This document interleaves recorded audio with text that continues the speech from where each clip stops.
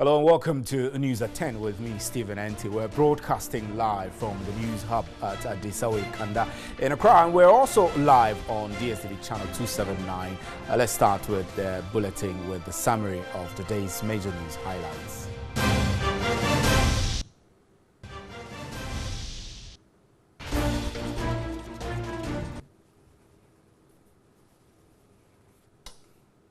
Residents of Ablekuma Joma in the Ga West Municipal Assembly have appealed to government to stop contractors, construction pioneers and Regimanual Grey Estates from conducting quarry operations in the area. The residents say the continuous mining of quarry stones has become a major threat to life and property there.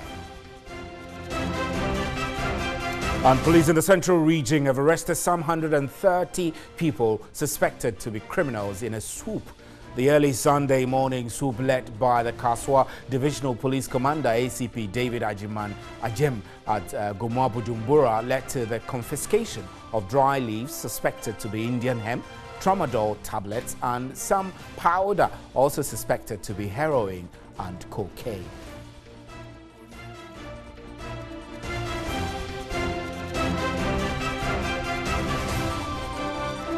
And portions of the Malam-Kaswa Highway have been closed to traffic to pave way for the ongoing drainage construction works at the Malam Junction. Work is set to commence Monday, April 30, and is scheduled to be completed in 50 days.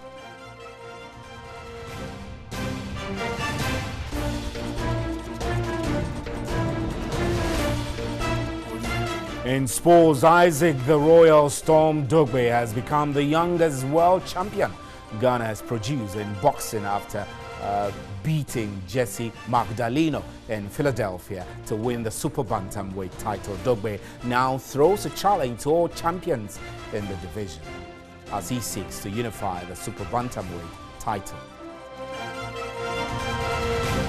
And Ghana has been cited as African continent's best atmosphere for media personnel, according to a report by Reporters Without Borders. The 2018 World Press Freedom Index, published on Wednesday, showed that Ghana dethroned Namibia, who were tops in 2017.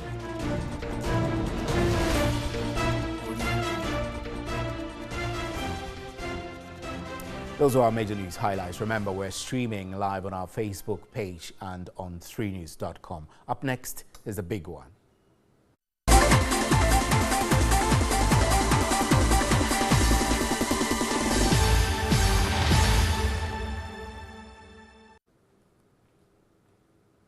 Welcome. Now, portions of the Malam-Kaswa Highway have been closed to traffic to pave way for the ongoing drainage construction works at the Malam Junction. Work is set to commence on Monday, April 30, and scheduled to be completed in 50 days. The construction of a 500-meter drainage system will address the recurrent flooding of the area. Traffic from La Paz to Kaswa will be diverted after the Awoshi Junction traffic light to pass beneath the overpass. Motorists are, however, cautioned to follow the direction of police officers positioned at the vantage points to ensure free flow of traffic. The 6 million Ghana cedis World Bank funded drainage construction work is being executed under the Accra and Greater Accra Metropolitan Area Sanitation and Water Project and the Ministry of Sanitation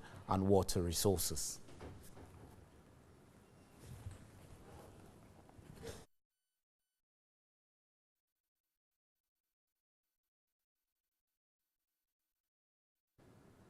Right, let's get to discuss this. Gabriel Engman is the sanitary engineer for the Gama Water and Sanitation Project and is joining me in the studio now. Good evening, sir. We're grateful to have you. Now, for people who live on the Kaswa stretch of road, it must be alarming to know that starting tomorrow, there will be diversions. First, I need you to take us through the step-to-step diversion routes so people will be aware what's happening from tomorrow. Okay, thank you very much. The Malam Junction drainage works has been staged. So it's been broken down into three phases. Stage 1 is basically going to deal with traffic from Awoshi heading towards Malam and beyond. So those vehicles or road users using that route would basically not be using the overhead, that's the interchange. Rather, they should take the right side. The side where the Berrima Service Center Total is, as if you're going to Malam itself. To Malam itself or Gbawe. And then when you get down, you pass beneath the interchange and then join the Odoko Malam traffic. And then you can continue your journey. Exactly. So let's get it straight. Instead of going up there, you're going to make a right turn, as if you're going to Malam itself through the Berrima Service Center. That's and then you make a left turn and meander your way back into the Malam. But what went into the decision to come out with this particular route? Because, okay, so let me put it this way. If you go up there, what is the obstruction there? Okay. So the obstruction basically is that there's a stream called the Bali Stream that flows under an existing culvert beneath the road and then continues into the sea. Now the capacity of that drain is not big enough to handle the flow of water during the rainy season. Therefore, the need to alleviate that problem, that bottleneck there, by constructing a larger capacity culvert that can handle the flow and prevent the perennial flooding at that junction. So between the Malam interchange and the Makati Hill traffic light is where the exact spot we're going to basically cut through the road and install our culverts along the road. We've already constructed drains upstream, and we've just gotten to the main. Interesting. So were the old Total filling station, which was disused, is no longer in use, and it's cordoned off with zinc. That's right. The construction is already ongoing there. So you've now got to the point where you're going to cut into the street and continue. So you are expanding or adding? I mean, are you widening or digging deeper? What exactly are you doing at that point? Okay, thank you. So basically the width of our culvert basically is a double cell culvert of 3.5 meters wide each. So combining it will be about 7 meters wide. And we're going deep about 2.5 meters deep. So it really increases the volume. The existing one we have, there's three circular pipes of 1.2 meters in diameter. So when you compare the capacity, even looking at the surface area, you realize that what we're going to install there could be able to take about 6 times what it takes currently. And the existing one still exists for now.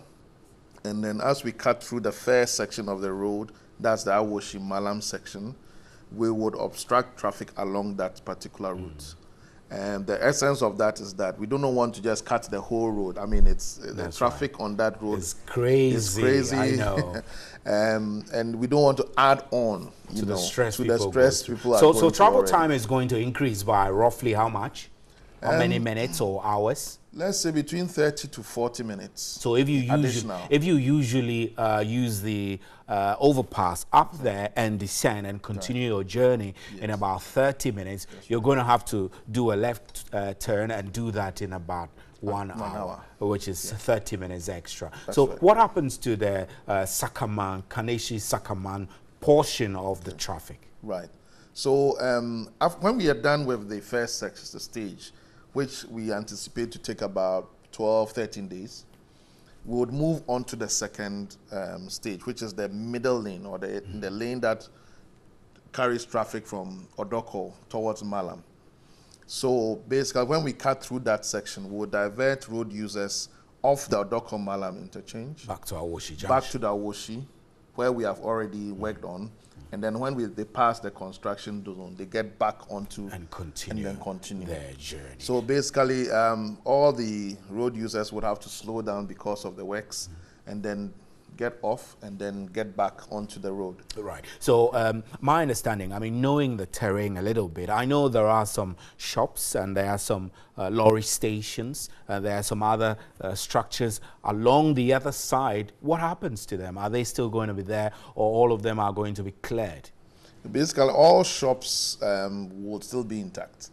Well, when we're doing this project, because it's funded by World Bank, there are certain guidelines, environmental and social guidelines that we need to follow. So we looked at the corridor and assessed all those that are likely to be impacted by the project. So your job is to reduce that impact. Exactly. And that's what you've done. Most of them have been compensated, and they are aware of the project. They are aware that when we really start, which tomorrow, all of them would have to, move. Most of them have moved already. A few hawkers are there where today we went to site and we advised So 50 them days, let me ask you, Mr. Hengman, 50 days, couldn't it have been shorter? Like your team could work day and night to reduce the time?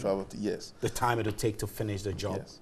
So what has gone into this is that we have done a lot of work to ahead by basically pre-casting our culverts. So all our culverts are there just waiting to be installed. So even this is expedited. Okay. Right, I'll leave it there. Our time is running out, but we're grateful for your time. Thank you very much. So those of you who travel along that stretch, just be cautious. And when you get there, we're told that police officers will be stationed to direct traffic appropriately, and the inconvenience they are saying is deeply regretted. Let's move on to some other stories. Ghana has been cited as the African continent's best atmosphere for media personnel, according to a report by Reporters Without Borders. The 2018 World Press Freedom Index, published on Wednesday, showed that Ghana dethroned Namibia, who were tops in 2017. Ghana placed 23rd on the 180-country list, sandwiched between Samoa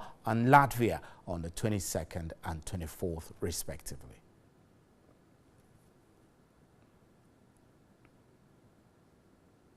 Right, in relation to that, the Ghana Journalists Association President Roland Afeomoni says, though some journalists have been attacked in recent times, it does not change the fact that successive governments have ensured the media work is a free atmosphere. He was commenting on the 2018 Reporters Without Borders report, which cites Ghana as African continent's best atmosphere for media personnel. It vindicates the rectitude of UNESCO in choosing Ghana to host this global event for the first time in our history. It spreads further the stardust of legitimacy and recognition on the Ghanaian media as the best in Africa. I believe many will doubt that in the face of certain lingering issues about safety of journalists, we don't deserve this recognition. But I beg to differ. It is sad that some journalists are exposed to attacks, and we know how dangerous our work is, because some people will not, who hate the truth, will target journalists and kill them. The president of Philippines once said that the fact that you are a journalist doesn't shield you from execution or elimination. And this mentality, I believe, also reflects the mentality of other leaders in certain parts of the world. Right. But the good news is that the media in Ghana is no longer subject to the whim of any government. The government, our government, to a very large extent, plays a hands-off role in the affairs of the media. As against yesteryears, when we operated in an autocratic setting, which made it dangerous to practice our profession, which was even intrepid on the part of journalists to do their work. I remember Quincy Pratt asked a question. I was physically present. He asked a question at a press conference. The next hour, he was arrested. We have many of our colleagues who were incarcerated, others paid the supreme price. But now the atmosphere is free. It's no longer hellish. And government, the attitude of government or behavior of government to the media is no longer British. So give us a little assurance about how you're going to be involved in investigating issues concerning journalists who have been attacked. Most of the time it's left to, the people who have perpetrated the crimes against journalists themselves to carry out the investigations. In a dispensation of rule of law, ours is to raise the issues, make the loudest noise, raise the red flag, and expect the law and order community to take it up. Right. For instance, in the case against Latif, we met the IGP who gave us the fullest assurance that they use their machinery to investigate, and this surgically with the perpetrators of that crime against Latif. There's an issue of Tanam 2 of TV3. Sure, yes, exactly. So we are waiting and expecting that the police will do justice to the professional metal and also ensure that justice is done to our colleagues who were mistreated. You're watching News at 10 on TV3. You can also catch us on DSTV channel 279.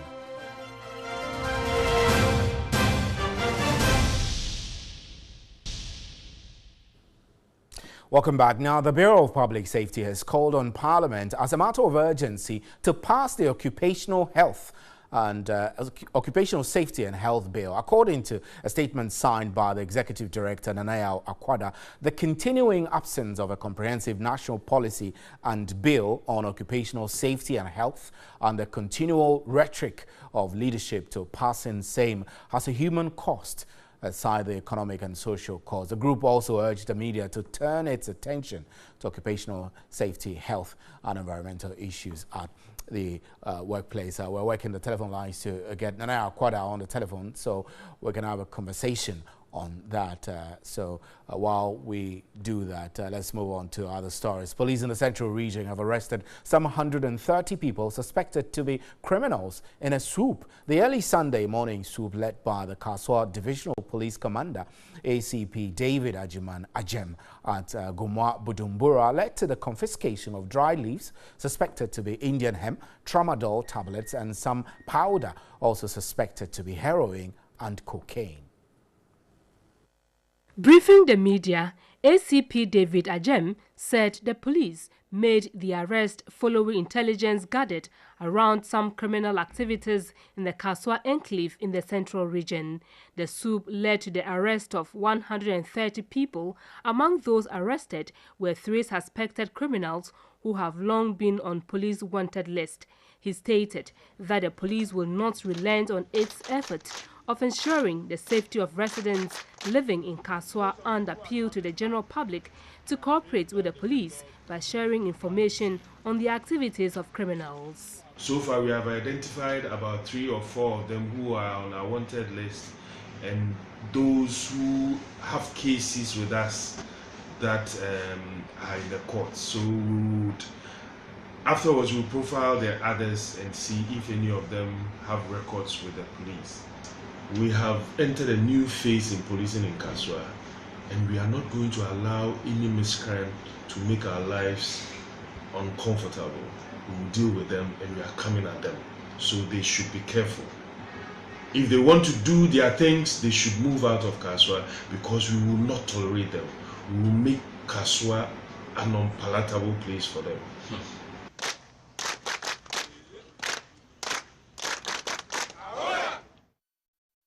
The Minister for Lands and Natural Resources, John Peter Amewu, has taken a swipe at former President John Mahama, saying he failed to deliver to Ghanaians when he had the chance and has absolutely no business coming after President Akufo-Addo on his handling of illegal mining. The minister was responding to comments made by the former president at a unity walk in Kumasi. We will bring a new mine. The former president was addressing party faithfuls during a unity walk in Kumasi. He said using soldiers to fight illegal mining won't achieve results, adding that the measure was tried during his tenure but failed. His words have been described by John Peter Amewu as unfortunate. President Mahama has been one of the most fortunate Ghanaians on this earth. He had his education free. He became a deputy minister. He rose to become a senior minister. He became a vice president he became a president by default. One of the most fortunate Ghanaians we have on this earth. He ruled this country for this number of years at the peak of Galamsey. He has not been able to provide a single paper on sanitizing the small-scale mining. Today, you mount a platform and tell Ghanaians, I'm so much disappointed. The minister, who was honored last Saturday as the most distinguished minister, took a swipe at the former president, saying he failed when he had a chance to rule the nation. Which is the best approach? An elaborate approach with a project document. He should produce as a minister. He should produce as a president. He should produce as a president of this country when he was. Whether he has produced a single-page document on small-scale mining in this country. He has failed Ghanaians, and that was why Ghanaians rejected him as a president. He cannot use Galamsey at this time, thinking that he'll come back to power. I respect that man, but for today, I'm much disappointed in the words he said when he was in Kumasi. Speaking to the media at the 8th Ghana Entrepreneur and Corporate Executive Awards 2018, Peter Mewu warned the small-scale miners not to support former President Mahama. He cautioned that those still engaging in illegal mining should distance themselves from the comments of the ex-president, describing him as a con man. I'm telling the small-scale miners that this gentleman, is a con man. He's deceiving them. If they dare go in for him just because of Galamsey, this country will be it will come down. They should follow the honest man in this world. The most honest person who is ruling this country, Nana Addo, Dankwa Akufo-Addo. Meanwhile, the minister said all is set for the launch of the Multilateral Mining Integrated Project MMIP as soon as the President Akufo-Addo returns from his trip to the US. Implementation of the project will cover a 5-year period as a comprehensive way of sanitizing the small-scale mining landscape. This document has been, accepted by the whole of the sub-region. People are traveling all over from other countries to have a look at what we are doing. They have all played in a role because of the potential of the document, the input, which involve a lot of stakeholder engagement. What has Mahama been able to do? The project is expected to provide alternative livelihood for people in mining areas. And residents of Ablekuma Joma in the Ghana West Municipal Assembly have appealed to government to stop contractors, construction pioneers and Regimano Grey estates from conducting quarry operations in the area. The residents say the continuous mining of quarry stones has become a major threat to life and property in the area. Joma Ablekuma in the Ghana West Municipal Assembly has a long history of stone quarry activity because of the abundant stone in the area. All the companies engaged in the blasting of stone in the quarry, including construction pioneers and Regimano Grey estates, have over the years reneged in their promise to provide good roads and other social amenities. Instead, the two companies have collaborated to relocate to residents, accusing them of polluting the Wager Dam, which is a major water source. This has provoked anger among the residents, and their traditional leaders have vowed to resist any new attempts at relocation. And we are begging the president. This place is a developed community right now. People are living in here, and we are Ghanaians. So there's no place for us to go. The chairman of Joma Landlords Association, Christian Hodo, vehemently denies the allegations from the stone mining companies. The dynamites they are using is in this middle of the community here, and anything can happen. And if it explodes, this dynamite shouldn't be here in this community. It's supposed to be in the barrack, so that even when they want to use it, they will know how to use it. A Kusasi youth chief in the area, Mohammed Ibrahim Songtaba, calmed his people and advised the government to step in to prevent the eruption of clashes and protect lives of the inhabitants. It's area need develop there. They have to go another place to go and more quarry for. But up to now, no more area. No, so that may get my boy. No lawlessness, or yen overcome them. We should not let them overcome us. We should overcome them. Some residents recounted ordeals they have been through as a result of blasting of stones and other quarry activities in the area.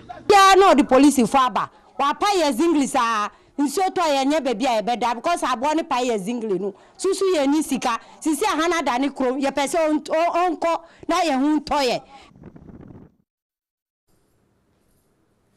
And residents of Mafi Wukbo and Ahulima in the Central Tong district of the Volta region are appealing for support to develop their communities. Correspondent Robert Abilba reports that communities with a population of over 3,000 inhabitants have no school nor health center. Inhabitants of Mafi Wukbo and Mafi Ahulima are predominant peasant farmers and petty traders. For decades, the two communities rely on unwholesome water sources, leading to preventable and water-related diseases. A recent intervention resulted in the sinking of this borehole. Again, the sick have to trek long distances to access health care at the Adidome Catholic Hospital due to the absence of a health center or CHIPS zone. Waste management is another challenge. People dispose of refuse indiscriminately because of the absence of a designated waste disposal site. These, the inhabitants agreed, exposed them to all manner of diseases but maintained they are helpless and continue to call for help. This attracted the attention of the Women's Fellowship of Christian Council of Ghana, which visited the two communities with social support. Led by the national president, Henrietta Klebrus, the group organized a health talk and screening for the people.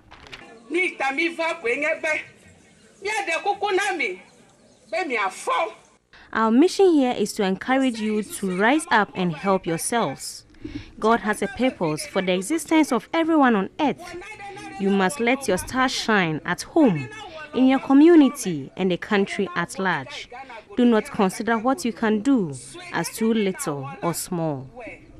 The assemblyman for Adidome Central Electoral Area, Kobla Logo, pleaded for support. We have a lot of challenges as a community that as leaders of the community we've been trying our best to improve upon the lives of the people. The people of Bugede do not have a public toilet themselves. We have mobilized some cement, moved some blocks, and we're waiting for support so that we can complete the public toilet.